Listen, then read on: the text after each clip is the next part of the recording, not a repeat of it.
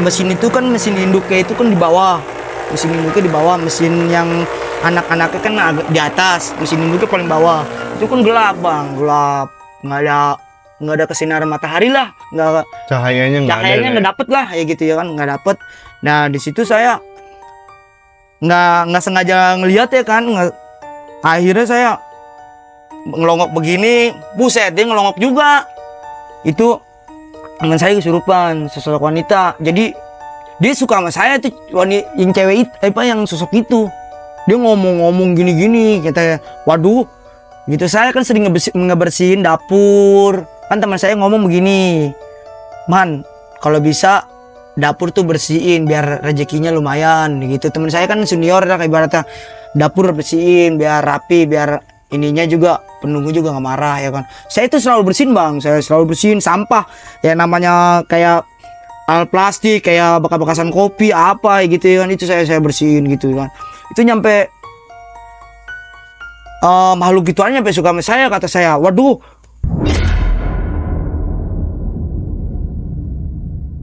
Oke guys, balik lagi di channel Aras Alam Rahasia. Masih bersama gue Gian. Sebelumnya gue pengen ngucapin banyak-banyak terima kasih yang udah support gue.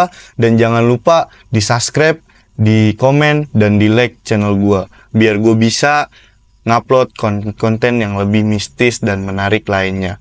Dan kali ini gue kedatangan narasumber yang mana ia akan menceritakan perjalanan hidupnya, ketemu hal mistis dari gunung, darat, sampai lautan. Dan buat kalian yang punya cerita-cerita horor atau mistis, boleh langsung hubungi kami di nomor bawah ini. Kalau enggak langsung DM kami aja di Instagram.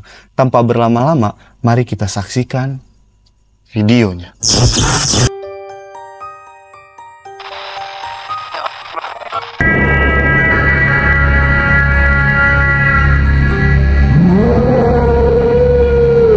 Oke guys, ini narasumbernya dan abang boleh diperkenalkan dulu.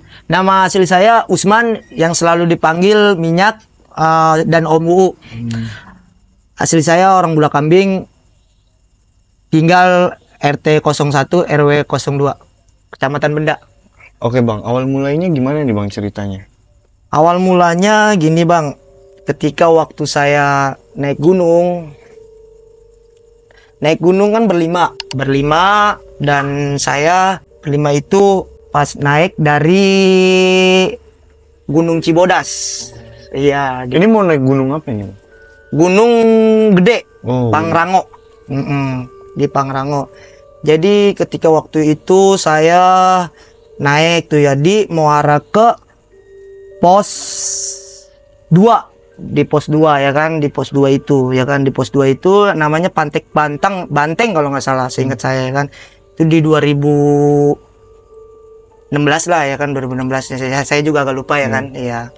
Nah di situ saya pun ya namanya hal-hal itu ya mitis, dan di situ saya berlima orang itu saya bertemu seorang kakek-kakek kayak berpakaian seperti gembel lah, nggak tahu lah kayak gimana ya kan. Pokoknya dia orangnya sih nampak, cuman di saat itu saya pikir juga namanya, mungkin saya mikirnya juga bukan itu, mungkin bukan setan apa gimana ya kan, bukan makhluk-makhluk gitu ya, saya mungkin orang biasa ya kan. Nah di situ saya berpikir di situ ya kan. Nah saya di situ udah posisi saya agak berombang-ambing ya kan, di waktu di gunung ya kan, berlima ya kan, udah hal yang benar-benar menakutkan ya kan, pas ketemu kakek-kakek itu ya kan. Ini kejadiannya pas ketemu kakek ini di malam hari apa masih siang? Di sore hari, di jam 4 mau menuju maghrib. Itu saya mau jalan ke arah ke puncaknya, mungkin di arah puncak itu bangsa 5 kiloan itu arah ke puncaknya 5 kiloan ya. Dan situ saya udah hal-hal yang saya ingin, aduh ini kayaknya udah nggak beres, mungkin ya udah nggak beres. Nah di situ teman saya ngomong, pan kok sini aja. Teman saya ada satu orang ngomong ya. Nah saya di situ bikin tanda ya kan, bikin bawa tanda. Saya emang udah berpikir di situ, waduh, gimana caranya nih saya selalu aduh gimana caranya. Saya bikin tanda kayak seperti saya coretin tuh ituan ya kan. Di situ nggak ada tanda ya kan, namanya di gunung ya kan. Saya coretin tuh kayak semacam kayu, pohon-pohon ya kan, saya coret-coretin pakai pisau ya kan di situ. Nah, ini udah nggak beres kayaknya. Kayak dan situ kan ada kabut gelap ya kan, namanya kabut gelap, skalanya gelap. Itu saya juga hampir mau berpisah sama anak-anak tuh, berlima itu berpisah. Cuman saya cukup gimana ya, di situ saya gimana caranya harus sampai puncak dan sampai ke camping gitu, mau buka tenda ya kan gitu. Nah akhirnya saya tuh ini terus tuh, ibarat saya juga bisa baca doa, bisa ini ya kan. Saya ini alhamdulillah tuh saya bisa baca doa ya kan, gini alhamdulillah saya ngasuh sebentar, saya baca doa dulu ya kan. Dan di situ saya ini bang, di situ saya langsung pas saya habis baca doa itu kakek-kakek itu nggak ada, ngilang gitu aja. Makanya saya di situ, aduh berarti benar ini udah ini, mungkin saya mau dibawa nyasar kali ya gitu ya. Cuman kan saya nggak ada berpikiran bahwa itu kakek itu buat ngebawain saya nyasar kan. Saya nggak ada berpikiran begitu, mungkin kakek ini baik gitu ya kan. Tapi nyatanya saya situ-situ aja. Inian saya tuh naik, saya kok ke situ-situ aja, kenapa situ-situ aja. Makanya di situ saya bingung. Dan situ saya selalu ikhtiar ya kan, selalu baca doa ya kan, yang saya ucapin doa yang kita bisa lah gitu, yang waktu diajarin ya kan. Akhirnya saya alhamdulillah di situ kabut kenceng. Nah di situ pas saya mau naik, nah di situ teman saya hampir pengen jatuh. Pas terjadi udah selesai, kakek itu udah hilang lah, dia udah hilang, udah nggak ada udah.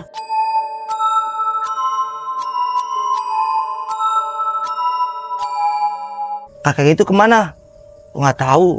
Tiba-tiba nggak ada. Udah, yaudah kita intinya mah di sini niat baik, mau nggak niat jahat apapun ya kan. Saya gitu ya kan, selalu mikir gitu sama yang lain anak-anak.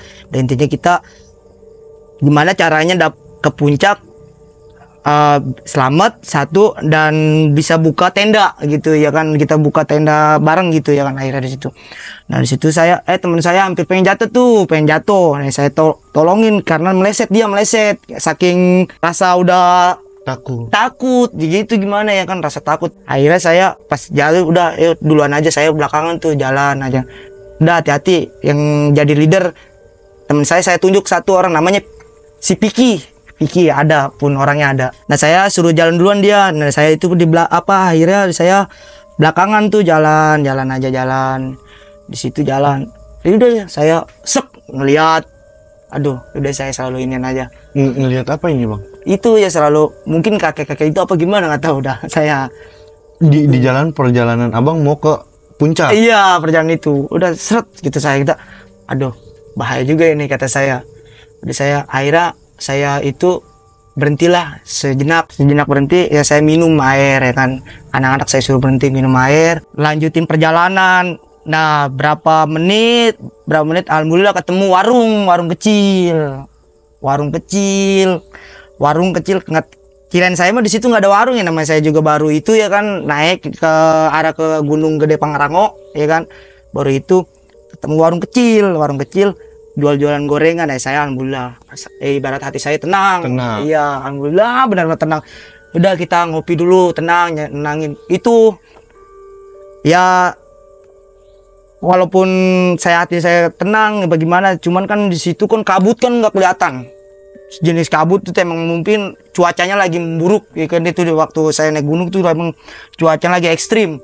Itu saya maghrib ya, bukannya kata aja ibaratnya saya bukan yang ngelangkain sama orang-orang yang kayak begitu ya, yang beriman ya ibaratnya. Itu maghrib saya selalu lanjutin, soalnya emang karena ngapa di situ aja yang buka tenda, yang warung itu aja dia mau tutup gimana tuh, mau dirapetin gitu. Akhirnya dia nggak kuat nampung buat pada ngopi. Nah di situ saya lanjutin perjalanan. Di situ saya maghrib nyampe malam juga di situ ya kan. Akhirnya ya saya melanjutin perjalanan itu kabut, bukan nggak kelihatan saya. Anak-anak saya suruh pegangin semua di saya. Oh. Iya, di saya pada megangin semua anak-anak. Berlima itu dan pegangan ya kan. Saya kan itu leader ya kan, leader utama yang buat orang-orang barunya, yang anak-anak barunya 3 orang, yang 2 orang, yang 1 orang ini udah lumayan pengalaman juga buat naik gunung. Sama saya kan lebih pengalaman juga ya, gitu. Udah gitu. Nah akhirnya saya lanjutin perjalanan. Nah di situ saya sempet ini lagi bingung sempet, aduh ini jalannya kemana lagi? Ya Allah, kata saya, apakah ini mau tanda berburuk apa gimana gitu. Saya makanya di situ tuh saya akhirnya saya selalu udah satu kabut, selalu aduh pokoknya saya selalu berkata ya ini intinya saya mudah-mudahan selamat gitu. Pokoknya saya omongin segala hal berdoa lah saya itu udah pokoknya dah itu. Akhirnya saya berdoa, alhamdulillah saya suruh ngasoin dulu kayak biasanya saya begitu ya kan. Biasanya saya suruh anak-anak, saya ibaratnya saya ngasoin dulu, jangan ditripin lagi, biarin saya, yang penting intinya kita minum dulu apa gimana, jangan terlalu maksain ya kan. Akhirnya saya ini alhamdulillah saya ini jalur itu ketemu, alhamdulillah. Itu setiap gunung itu, makanya kalau setiap gunung itu jangan kita memaksakan diri bahwa kita egois duluan apa gimana, mau saya kuat gitu, jangan kalau bisa jangan kayak gitu. Jadi ada satu pun yang ibaratnya lelah apa gimana, ada merasa ini, kita semua harus bener-bener bang, iya harus bener-bener mastiin iya keadaan. Jadi kita jangan sampai linglung, jangan sampai itu terjadi, jangan sampai ya kan. Akhirnya saya selalu leaderin begitu, udah ngaso aja, jangan dipaksain. Kita ini udah hal yang bener-bener ini ya kan, kacau gitu ya kan cara. Udah saya kasih, alhamdulillah ketemu jalannya, terlebar-lebar itu jalan, alhamdulillah ketemu, alhamdulillah di situ. Nah saya akhirnya saya di situ bahagianya saya itu di situ pas ketemu jalan itu, ke bawah ya kan, saya ke bawah. Nah itu kakek-kakek itu muncul lagi bang di saat itu, tiba-tiba muncul lagi. Saya buka tenda, kakek-kakek itu muncul lewat dong, cuman dia nggak nanya. Saya anehnya nggak nanya, nggak tahu itu dia pikiran saya makhluk gitu apa bukan sih. Tapi itu lewatnya di depan tenda abang. Nah iya di tenda saya itu. Makanya di situ saya hampir bingung juga sama tuh kakek-kakek itu. Ini dia kok tadi hilang di saat saya mau buka tenda, ada gitu. Makanya di situ saya begitu, aduh. Nah nggak lama lagi saya udah ini ya kan, buka tenda, udah rapi, udah mau tidur lah, buru-buru itu juga buru-buru, udah rasa nggak enak. Nah di sono ada anak ibaratnya anak pendaki-pendaki yang lain lah, yang pada buka apa, yang udah pada tidur ya kan. Saya kan di situ buka tenda di jam 10-an lah mungkin ya, karena saya nggak ngeliat jam ya kan ya, jam 10-an. Di jam 10-an itu saya ini, yang lain mungkin yang anak pendaki-pendaki lain ada yang udah pada tidur. Saya juga kan jaraknya lumayan jauh lah jaraknya ya kan. Dia juga nggak mau rame-ramean gitu, ada berapa meter gitu. Akhirnya saya di situ. Nah saya udah pada selesai itu udah hilang lagi aja tuh aki-aki. Saya sempet nyariin juga. Siapapun kalian yang ingin menjadi narasumber di channel Alam Rahasia dan punya pengalaman horor atau mistis, boleh langsung hubungi nomor di bawah ini. Waktu pas saya ketemu aki-aki itu lagi, itu pun saya yang ngelihat ya, saya doang yang ngelihat, yang lain tuh saya nggak ceritain lah, karena nggak melihat. Saya ngelihat tuh aki-aki itu ada lagi gitu.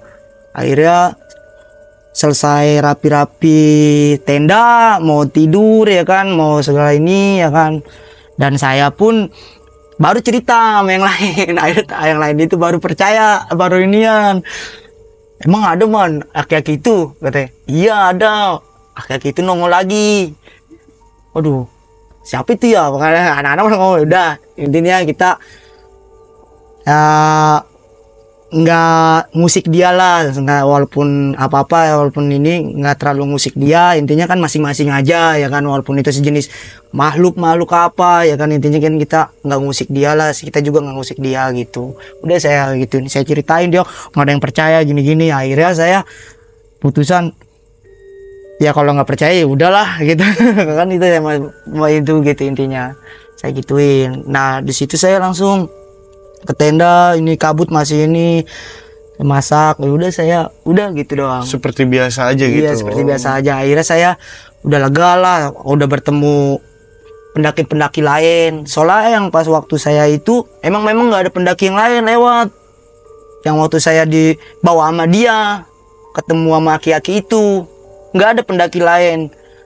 Cuma abang berlima berenam sama si aki-aki tadi. Iya berenam itu, makanya di situ saya sempat rasa was-was juga ya kan, mungkin berlima ini ibaratnya saya ilok nyampe di bawah nyasar gitu ya kan.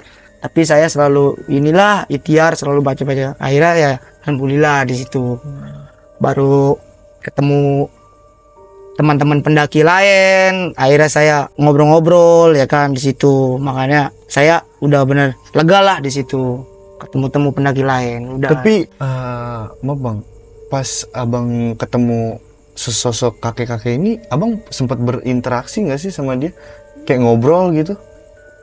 Enggak ngobrol. Jadi saya waktu itu sempat nanya sama aki-aki itu, saya yang nanya. Nah temen saya nggak berani karena emang kan saya yang ini ya, leadernya kan saya yang nanya, kayak saya mau jalan ke sini gini-gini ada sini. Nah dan ngomongnya dia ngaco, kayak ngomong apa gitu, setan mulu, bahwa di sini banyak setan, di sini banyak setan. Itu saya sempat, aura saya udah beda gitu. Bahkan di situ saya udah berpikir, aduh bahaya ini kayaknya. Setan gimana? Iya dia ngomong nggak jelas, gimana sih ngomong nggak jelas, kayak cuman dia ucapan dia setan mulu. Di sini banyak setannya, di sini banyak setannya. Tapi kalau diucapin ngomong, ini saya mau dibawa kemana kek? Mau maksudnya mau benar-benar puncak nggak ini jalannya, arahnya? Begitu saya jawab begitu kan, ngomong ke dia, tapi nggak diiniin, nggak dijawab sama dia, gitu. Makanya saya, waduh bahaya nih kata saya kan. Nah saya di situ langsung berpikir gimana caranya kakek ini bener apa enggaknya nih. Langsung saya ngasih unjuk anak-anak, saya bikin tanda-tanda ya kan, tolong nih ingetin tanda-tanda gitu langsung. Nah di situ yang itu pas makan saya ceritain itu yang kan dari awal itu, saya yang kabut itu gelap itu udah kakek-kakek itu tiba-tiba nggak ada aja. Iya. Tapi saya pertama ketemu itu abang kok bisa gitu? Kok bisa tiba-tiba ketemu dia? Ketemunya waktu pas ketemunya sih saya di saat ngaso juga sih di pos 3, itu mau arah ke pos 2. Itu di pos 3 itu Pencak Pandeng namanya. Itu udah saya ngaso. Di situ ada beberapa pendaki dari Tangerang juga nggak salah. Dari Tangerang juga saya perkenalan. Cuman dia udah naik duluan. Oh dia duluan? Iya duluan, dia kan mau naik duluan. Ya, silakan, kata saya gitu. Silakan ya Pak, Bang, saya gituin. Silakan mau naik duluan gitu. Yaudah, saya gitu. Nah, berapa menit dan sekian berapa menit. Nah di situ saya mau jalan ya kan, ayo jalan lagi kita lanjutin. Ini waktu juga udah mau maghrib ya kan. Saya itu jalan-jalan jam 4 ya kan, jam 4. Dan di situ saya ini tiba-tiba ada kakek kata saya. Pernah dengar ceritanya di situ bekas pembuangan mayat di situ. Makanya saya langsung ini rasa ada kepikiran gitu juga, buruk juga sama kakek ini. Ketakutan juga. Iya ada rasa ketakutan. Orang tiba-tiba muncul. Dulu kan orang ibaratnya orang tua saya aja ngomong begitu, kalau bisa mah apa-apa lihat dulu nampak apa enggaknya. Tapi itu nampak, memang nampak, kakinya nampak. Iya, jalan, saya liatin jalan.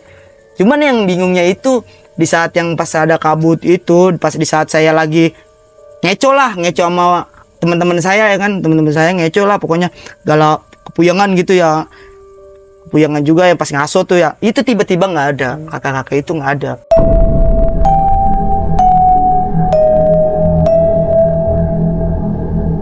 kalau buat hal-hal aneh ada baru kemarin di 2024 ini.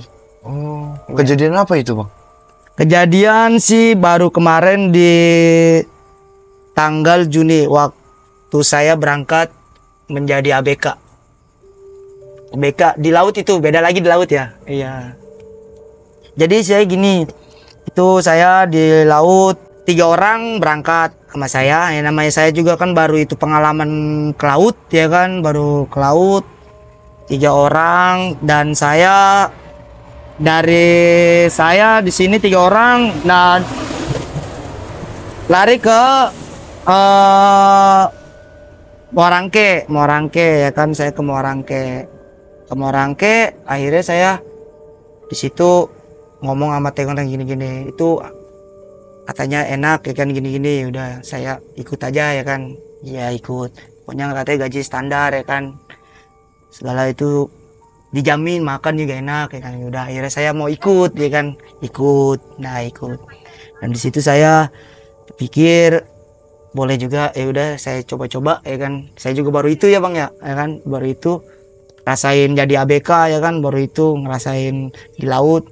Ya saya ikut aja. Dan saya di 3 hari itu masih di daratan, masih di Moarangke, belum jalan. Nah, yang mau 1 harinya mau lepas tali, saya jalan. Dari situ saya jalan.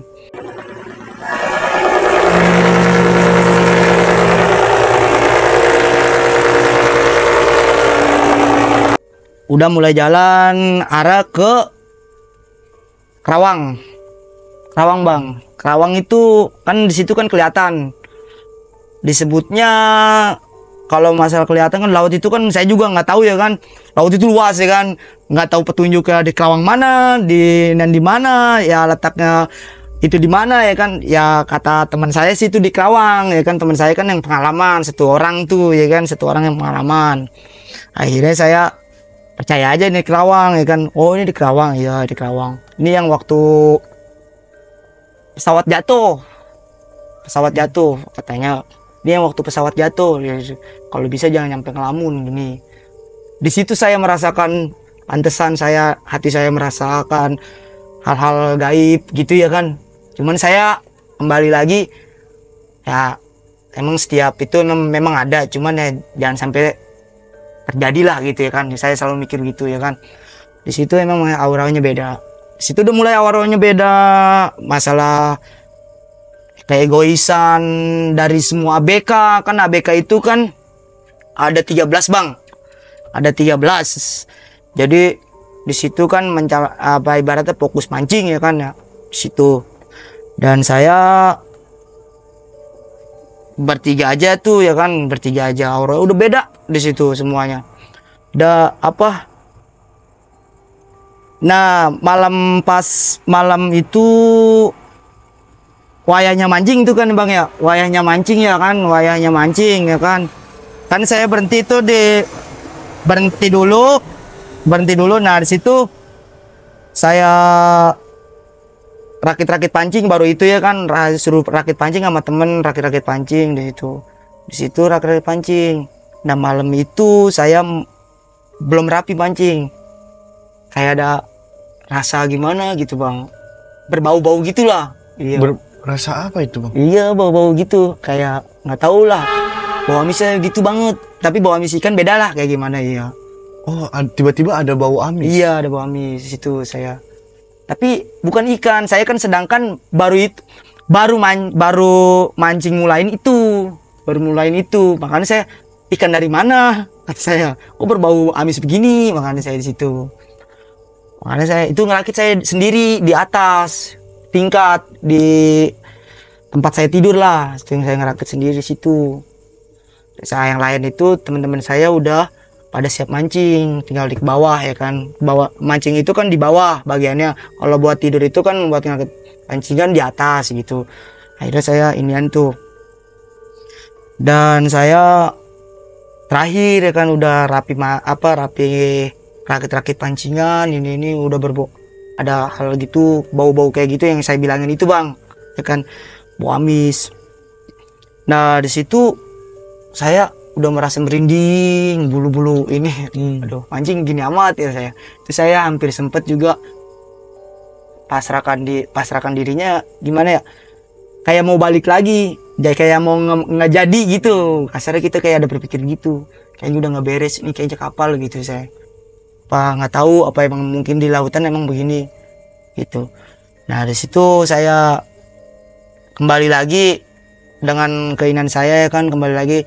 Jadi mungkin setiap tempat itu pasti ada lah ya kan, pasti begitu ya. Setiap itu kan tiap tempat itu pasti ada hal-hal aneh kayak gaib, apalagi masalah-masalah setan apa gitu, horor pasti ada ya kan. Saya udah berpikir gitu, pasti ada. Cuman jangan sampai musik ibaratnya ya kan, jangan sampai dia musik kita, dia pun jangan sampai dia pun kita usik gitu ya kan kasarnya.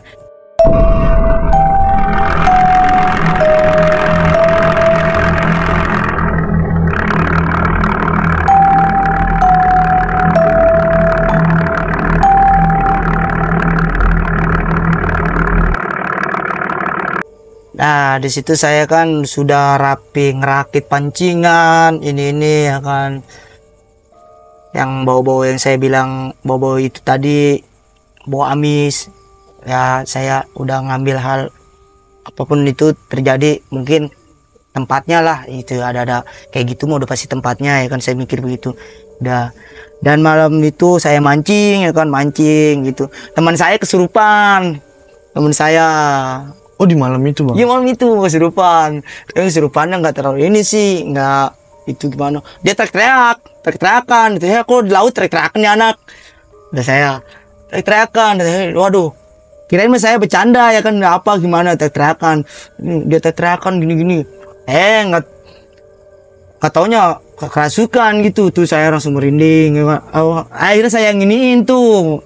Minjem-minjetin aja ya kan, minjem-minjetin gini-gini, akhirnya sembuh sendiri. Begitu aja hilangnya. Gitu. Kerasukannya gimana? Pas abang di mana itu? Pas posisi mau mancing. Pas posisi mau mancing kan, mancing itu kan dibuka startnya itu di jam 7 malam. Itu udah mancing. Nah, di situ auranya udah beda, yang kan saya bilang itu auranya udah beda. Jadi hal itu udah beda banget dah. Nah, di situ teman saya kerasukan.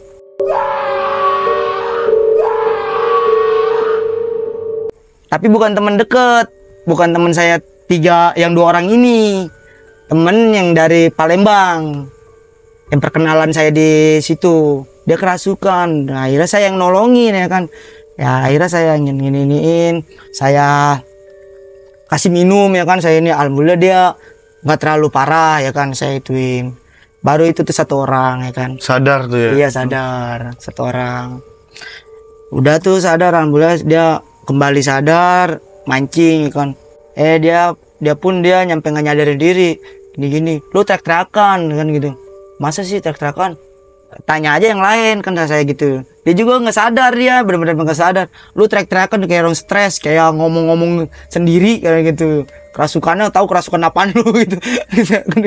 Iya, makanya situ saya bingung, lu kerasukan apaan emang gitu. Aku juga nggak tahu dia tiba-tiba katanya paling puyeng gitu di situ kan ya, tiba-tiba puyeng palanya gitu pas sadar ini. Lu kerasukan apaan lu, makanya jangan sering ngelamun selalu gitu. Itu hari pertama pas iya, udah baru masuk itu, baru mau ibaratnya mau ke lintang berapa nggak tahu, udah saya juga itu baru itu ya kan, mau lintang berapa kan. Itu kan kalau di kapal itu kan jadi ABK itu kan disebutnya kayak di laut itu kan luas, jadi ada lintang-lintangnya gitu kan. Kalau di sini kan mungkin GPS kali ya disebutnya ya, GPS ya gitu.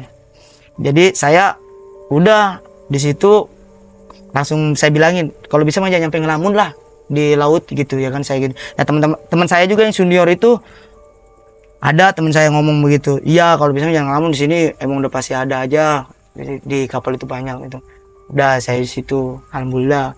Nah itu saya lanjut perjalanan bang, melanjutin perjalanan tuh, lanjut perjalanan lagi ya kan, pas dapet seminggu lah lanjut perjalanan lagi. Itu kan di situ kan seminggu. Nah lanjut perjalanan lagi bang, saya lanjut perjalanan lagi arah mau ke lintang berapa ya waktu itu ya, lintang 19 kalau nggak salah. Ke 19 itu mau pertengahan ke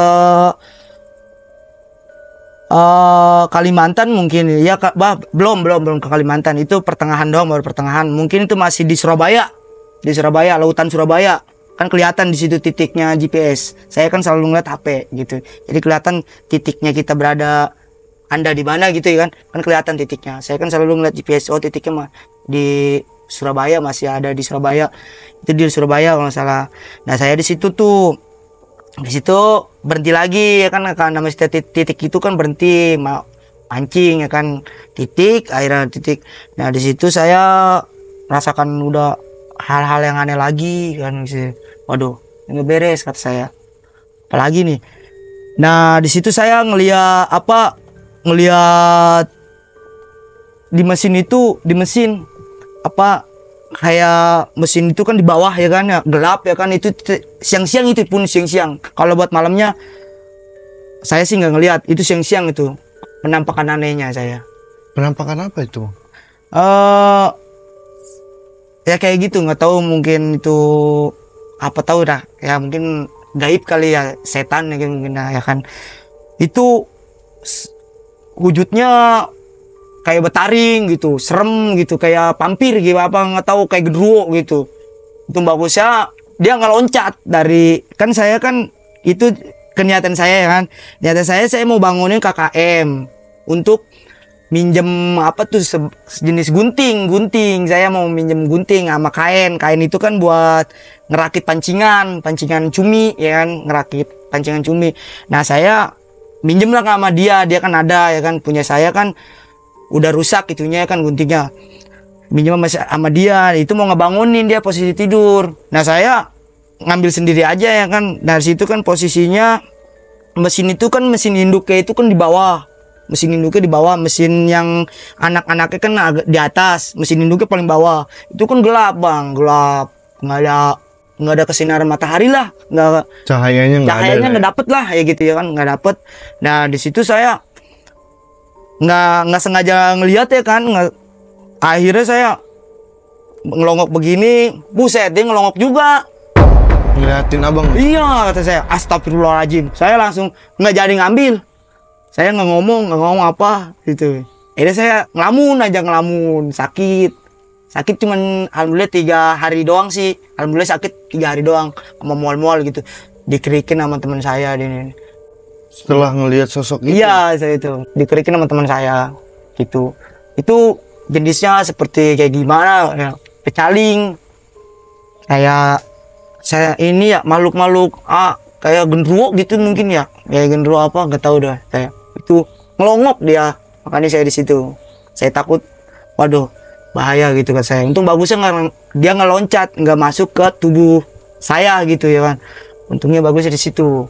Alhamdulillah cuman dikasih sakit doang tuh bang, dikasih sakit doang. Siapapun kalian yang ingin menjadi narasumber di channel Alam Rahasia dan punya pengalaman horor atau mistis, boleh langsung hubungi nomor di bawah ini.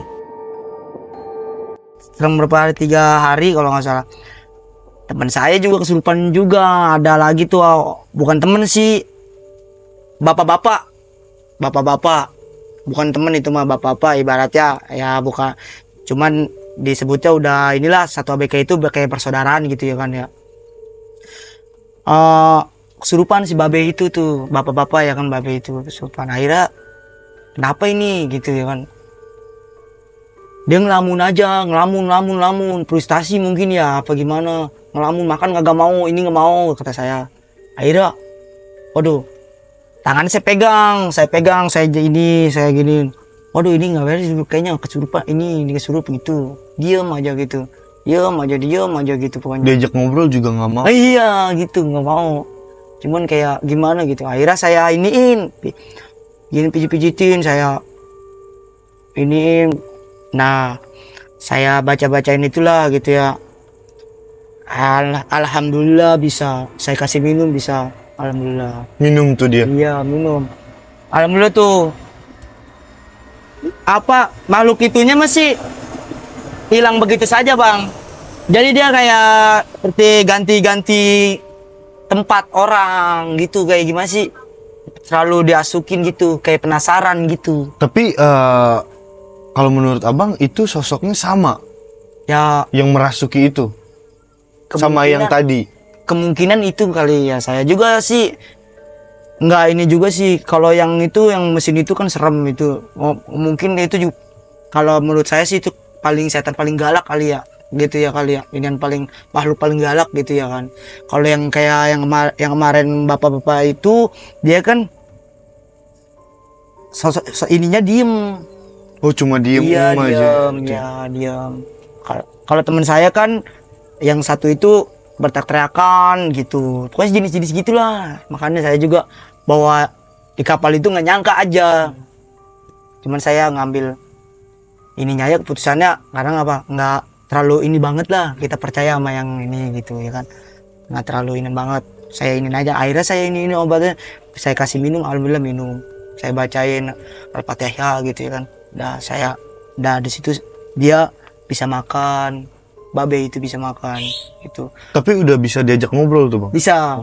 Saya tanya, Babe kenapa be? Tadi ngelamun aja, kayak frustasi, kayak mau lompat ke kapal. Saya udah ngeri aja kan, saya gituin. Oh, dia ngelamunnya ini di samping kapal bang? Ya iya, emang kapal itu kan nggak habis ngeliat apa lagi bang? Ngeliat sini laut, laut air ya kan? Ya kali iya. di dalam ruangan. Enggak di ruangan, di posisi kayak tempat begitulah ya, sebelahan kayak ada jaring, bukan jaring sih, kayak di pagar, iya, ibaratnya kayak apa gitu. Ngelamun gitu. Babe kenapa ngelamun aja tadi gitu. Emang ngelamun saya, dia malah ngomong begitu. Emang ngelamun saya. Berarti nggak sadar dong ya kan. Waduh, nggak beres berarti. Oh yaudah deh be, saya nggak lanjutin omongan. Takutnya ntar Babe saya ceritain ini, saya bilang kan Babe tuh kerasukan gitu. Saya nggak ceritain, udah biasa aja saya, ya kan. Udah langsung ini aja, udah be, ya dah. Tadi soalnya Babe ngelamun aja kan, saya gituin tuh. Waduh, tuh saya udah langsung mikir aja, waduh, bahaya juga ya. Saya selalu mikir, nggak selalu ngomong tuh sama temen saya yang pengalaman. Cing, emang tempat kapal itu emang selalu begini, begitu kan. Makanya saya selalu nanya bang, iya memang ada kayak gini gitu, udah pasti setiap itu ada gitu. Iya memang ada, cuman kayaknya lumayan ini juga kan, saya bilang gitu. Saya Macu sempat, adrenalin lah ya. iya, saya sempet ini juga bang, saya sempet rasakan kayaknya gimana mau balik lagi tuh kapal, kayak saya suruh mau balik lagi aja lah, Pulang cuman aja kan lah kerja, gitu ya. cuman kan kerja, saya kan kasbonan juga udah ada, ibaratnya kasbonan saya kan udah inian banget dipegang bos. Jadi kan saya udah bertanggung jawab, saya juga bertanggung jawab bos gitu. Jadi susah. Yang ada ntar kalau misal saya balik, saya kena tuntut juga gitu. Jadi saya udah jalanin aja lah. Nah di situ saya ini lagi mau arah ke ini tuh bang, mau ke arah Kalimantan, Sampit namanya, disebutnya Sampit itu kan denger lah kali yang perang-perangan Sampit. Iya. Itu angker, memang tempatnya angker tuh, mungkin itu bersatu lah kali itu. Ini aneh apa makhluk-makhluk gitu aneh ya, bersatu sama kapal kali itu. Emang itu angker, pembuangan mayat loh ya kan. Di Sampit itu pembuangan mayat yang terjadinya waktu kapan itu ya kan, yang saya juga pernah dengar ya kan, yang terjadinya Madura PS Dayak ya kan, pembuangannya kan di situ Sampit, perlautan Sampit ya kan, di situ. Saya kan ngobrol sama Tekong, ini di mana gitu kan, ngobrol sama kapten lah gitu. Di Sampit, ini tempat pembuangan mayat. Bodoh, saya serem lah. Langsung hati saya langsung, waduh, makin serem aja ini lokasi, makin rasa gini. Bener aja mah malam-malam. Aduh, itu baru sampai tuh bang. Iya, nih ada yang lewat.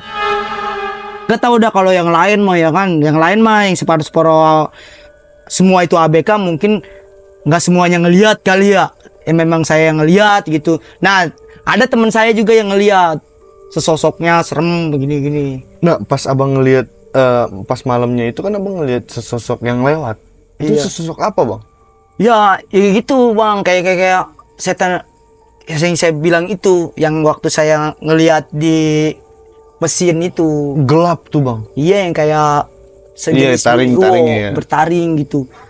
lewat terus hitam Hitam terus, gitu. iya.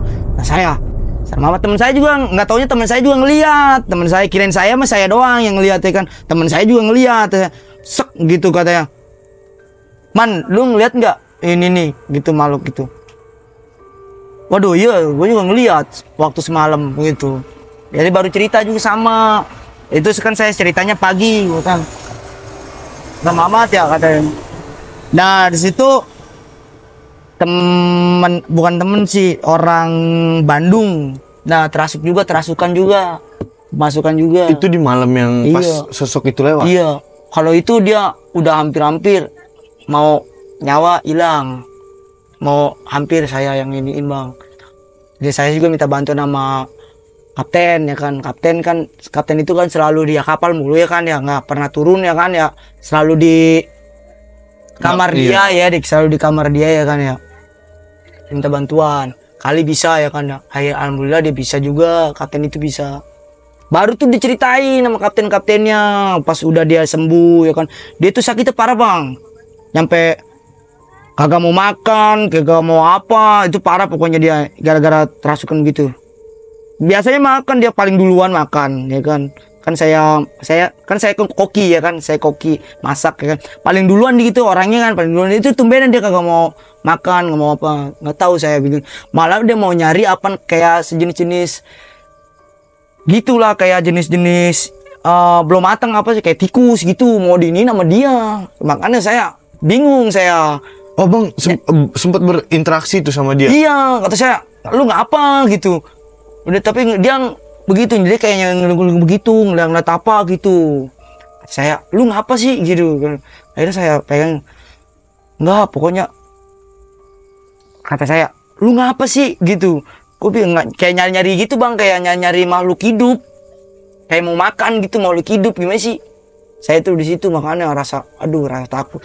Nah saya langsung ngadu ke kapten Tekong, disebutnya kapten itu kan Tekong. Saya ngadu sama dia, ini teman saya kenapa nih yang orang Bandung nih, dia kok bisa begini gitu lah. Saya langsung ngadu gitu, dia turun itu Tekong itu langsung bilang gini, langsung ngambil air, tolong ambil air ini. Saya pegang ini kan, saya pegang tuh dia baru apa kayak ngamuk, kemarin sih ngamuk. Ngeberontak gitu. Iya ngeberontak, hampir pengen nyemplung juga bang, dia juga hampir nyemplung laut, mau nyemplung dia. Saya ini bantu dia semuanya, anak-anak yang pada bantu dia. Alhamdulillah keluar juga.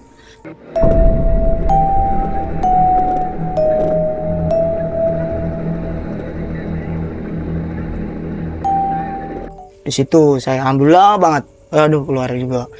Udah tuh di situ, ya udah mulai lagi. Di situ saya udah ngebayangin, aduh banyak amat terjadi di situ. Nah di situ saya udah mulain kayak gitu lagi, udah agak beneran. Saya ada berpikirnya saya kan mungkin di kapal belum di ngajiin kali ya. Nah di situ saya ngaji bang. Saya kan emang di rumah waktu berangkat itu ada niatan baik, benar baik, niatan baik bahwa saya tuh nggak ngapa-ngapain gitu ya kan, niatnya kerja di situ ya kan, mau kerja gitu. Nah saya juga mau ngapain lagi kan, saya beribadah gitu ya kan, mungkin di kapal gitu ya kan. Saya di situ bawa Al-Quran kecil, inilah Al-Quran ini, Al-Quran Mekah, Al-Quran. Saya ngaji, nggak taunya setan itu, yang makhluk itu mau inin bang, mau ibaratnya mau diajiin lah gitu. Di situ baru tuh pas saya ngajiin pas banget di malam Jumat itu baca yasin. Tapi saya nggak putus begitu aja, saya selalu ngajiin ya kan, nggak putus di hari Jumat doang. Pas malam saya ngajiin itu, tenang awalnya bang, alhamdulillah tenang. Ini apa, nggak ada kesurupan lagi gitu. Nah tapi pas udah tenang itu kesurupan apa, udah nggak ada hal kesurupan, akhirnya saya tenang lah gitu ya kan. Di situ kembali lagi bang, ya namanya kayak egoisan ya kan ya, itu ada pokoknya, makanya saya pusing di situ. Ada lagi bikin berantem lah apalah di situ. bikin Berantem ngece. kayak gimana ini bang? Ya kayak nyari gara-gara aja gitu, nyari gara-gara aja, nggak tahu, saya bingung juga ya kan. Sama saya tuh waktu paling pertama sama saya itu manusia orang, padahal teman saya juga, jadi nggak terasukan sih itu, nggak terasukan sama malu gitu, jadi nyari gara-gara doang. Jadi kan saya kan koki ya kan, ya koki kan tugasnya itu kan masak doang bang, masalah piring kan dia yang nyuci, para ABK pada yang nyuci sendiri ya kan gitu. Pusing tuh, piring pada digeletakin ya kan, ya digeletakin. Saya yang nyuci, sabarin aja tuh, kayak saya udah saya nyuci dah. Teman saya yang senior saya tanya, Cing ini kok kata Tekong kan kalau bisa ABK aja yang nyuci, jangan koki yang nyuci, kan kamu kan udah tugasnya masak gitu ya kan. Udah tuh ya kan, kata saya, teman saya tanya bilang begini, Cing ini gimana, kan Tekong ngomong begitu. Ya udah lu buang-buangin aja, kata teman saya gitu, lu buang-buangin aja kalau yang pada ngeyel gitu katanya, lu buang-buangin aja piringnya. Udah saya buang-buangin tuh bang, saya udah sempet emosi juga kan, saya buang-buangin tuh, nggak tahu pada makan pakai apaan. Nah yang satu orang itu ada tuh ABK orang Indramayu kesel sama saya karena mungkin dia nggak ada piringnya kan, ya nggak ada piringnya yang buat makan ya kan, nggak ada piring buat makan. Nah di situ dia ngoceh-ngoceh gini segalanya, pokoknya dia ngata-ngatain ya kan, lu gimana sih sebagai koki gini gitu. Akhirnya saya rendah hati, malah dia ngata-ngatain ini nih. Akhirnya saya berantem tuh di situ, main babak beluran di situ, berantem. Udah di situ berantem. Nah saya Tiba-tiba ribut aja gitu bang? Iya ribut, udah berantem aja di situ. Saya kan langsung nginin aja, lalu nginian lu apa, emosian kan saya gituin. Udah saya tuh langsung, lu mau nginian gua, lu ngetes gua, udah lah saya langsung berantem aja di situ. Akhirnya dia yang minta maaf. Itu nggak dipisahin tuh bang? Enggak dipisahin, nggak ada yang misahin, nggak ada apa. Di laut itu kerasnya di situ, diliatin malah. Nah, dan teman saya juga yang ibaratnya sejalan sama saya juga itu ya, namanya Caca. Dia juga ngeliatin aja, dia ngeliatin, nggak ngebantuin nggak apa, nggak. Udah saya biasa aja, udah. Akhirnya dia yang minta maaf ke saya. Nah saya udah baikan tuh sama dia, baikan ya kan.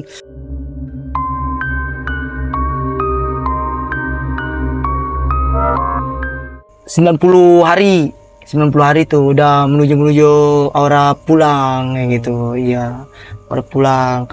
Nah di situ aura pulang terjadi lagi lah bang, pas aura pulang itu yang kesurupan. Temen saya juga ada lagi orang Indramayu juga, teman saya kesurupan, sosok wanita. Jadi dia suka sama saya tuh, wanita yang cewek itu, yang sosok itu. Dia ngomong gini katanya, saya suka sama tuh dia gitu, dia ngomong dia, pokoknya ini sama ini gitu, nunjuk ke saya, dia nunjuk saya. Nah Tekong turun. Cuman saya bilang kalau bisa jaga bersih di sini gitu. Ya itu dia, makanya kok bisa nunjuk saya. Tekongnya dia ngomong begitu, ngomong begini, kalau bisa lebih ini lagi man, jangan terlalu ini banget. Akhirnya kan kesurupan teman kamu kan begitu. Waduh, udah akhirnya saya ini ngapa berpikir hati lagi.